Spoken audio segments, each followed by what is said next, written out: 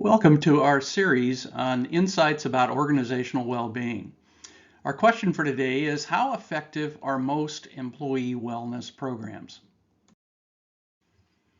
Our question for today is, how effective are most employee wellness programs? And my answer to that question really comes from 45 plus years of work in the field of corporate wellness and working with approximately 1,000 employer wellness programs.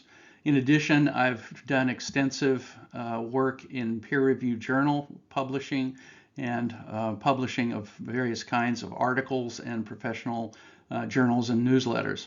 So as I look over the field and think about how effective the programs are, this is what my answer to this main question for this particular series.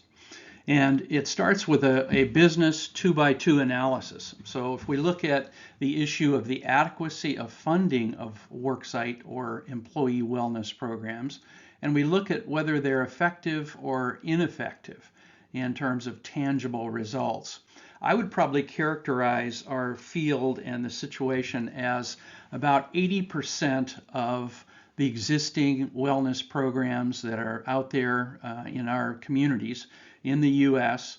And about somewhere around 80 to 85% of companies over 50 employees tend to have some sort of organized wellness activity. I would probably characterize that about 80% of all the wellness programs that I'm aware of and see out there are probably in the underfunded and relatively ineffective category.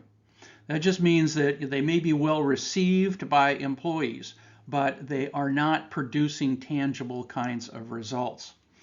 In addition, I probably would say that another 10% are adequately funded but relatively ineffective due to poor design or poor execution or staff that really is not necessarily skilled enough to bring about the kinds of effects that these programs can produce.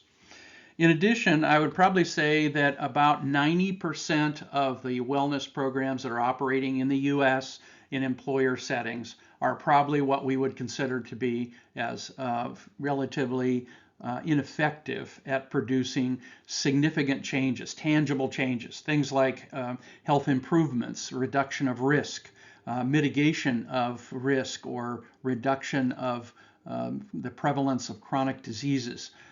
Or the ability for us to affect healthcare spend and the patterns of claims for given populations, or the amount of sick leave that one encounters in a particular program. Another group, about 7%, are in that adequately funded and are effective in terms of producing results. And those are what we might call the COOP award winners. They're some of the WellCOA award winners, but they're people that are funding their programs effectively, have good matched designs to be able to produce the kinds of effects that these programs can in fact deliver. Another 3% are what I would consider to be lucky because they're underfunded, not necessarily with the resources they need, but also showing some sort of effectiveness in terms of these tangible kinds of results. So there's a variety of issues we'll be talking about in this series that have to do with the hierarchy of results. But in general, we have a situation where about 10% of our programs that are out there are effective. 90% are relatively ineffective. And that, unfortunately, characterizes our field at this current juncture. And we are going to be looking at how do we overcome that? What are the strategies we need to be using in order to actually change that situation? So in summary, what you see here is a 2x2 analysis where I've attempted to share with you what I believe are the percentages of the existing wellness programs, employee wellness programs throughout our society that are in fact funded adequately and effective. And this group in D is really hard to get to. That's that 7% that have adequate funding. They're doing the things with the funding that are going to produce the kinds of results that these programs can in fact deliver.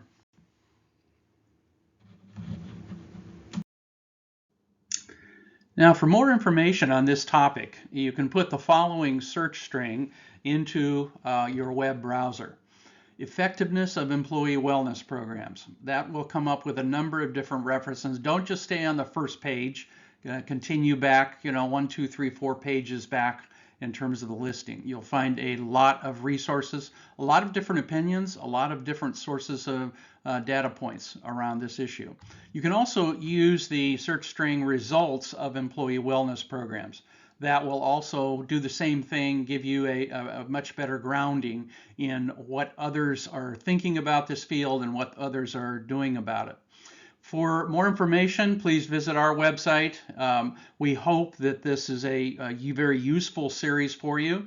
We're going to be publishing it weekly, so there will be a variety of topics we'll be addressing.